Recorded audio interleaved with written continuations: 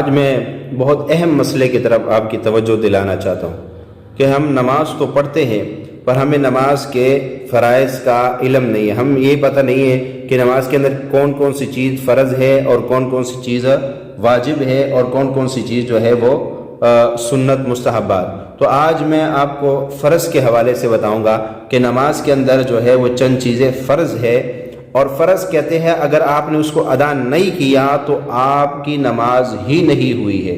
دیکھو واجب چھوٹ جائے نا تو واجب اگر چھوٹ جائے تو واجب کے چھوٹنے پہ آپ سجدہ سہو کریں گے، وہ کمی پوری ہو جائے گی.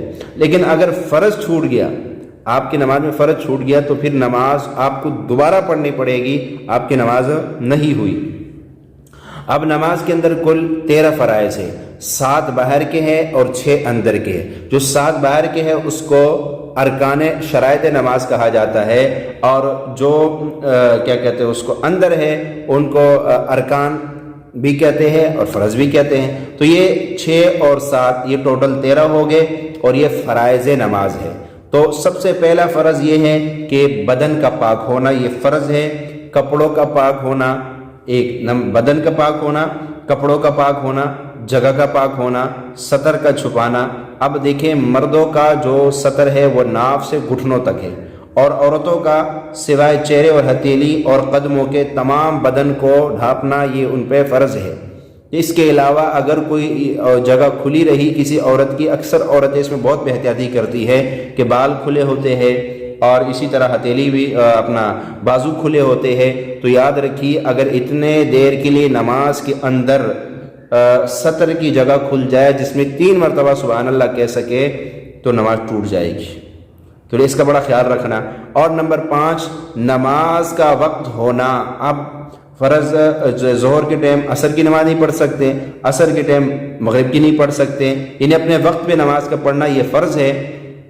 قبلہ رخ ہونا، آپ قبلے سے ہٹ کے نماز پڑھیں گے تو آپ کی نماز نہیں ہوگی، بھلے آپ کپڑے پاک صاف رکھیں، نہا لیں، جو بھی کر لیں، لیکن قبلہ رخ نہیں ہے تو نماز نہیں ہوگی. اور نیت کرنا یہ بھی فرائض میں سے. یہ تو ہوئے 7 باہر کے: بدن کا پاک ہونا، کپڑوں کا پاک ہونا، جگہ کا پاک ہونا، سطر کا چھپانا، اور نماز کا وقت ہونا، اور قبلہ رخ ہونا، اور نیت کرنا. یہ سے اب 6 اندر کے ہیں. وہ سب سے پہلے تکبیر تحریمہ کہنا، اللہ اکبر کہہ کے، یہ اللہ اکبر اس کو کہتے ہیں تکبیر تحریمہ. تو یہ کہنا فرض ہے. یہ کہنا کیا ہے؟ فرض ہے. قیام کرنا، کھڑے ہو کے نماز پڑھنا فرض ہے.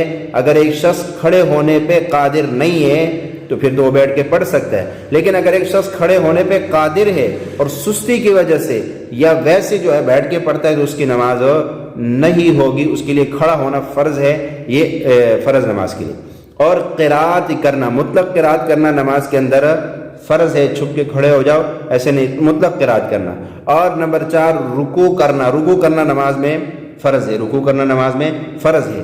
دونوں سجدے کرنا بھی نماز میں فرض ہے. اگر ایک سجدہ کر لے اور ایک بھول کے بعد میں یاد آیا تو نماز دوبارہ لٹانی پڑے گی، سجدہ سہو سے کام نہیں چلے گا.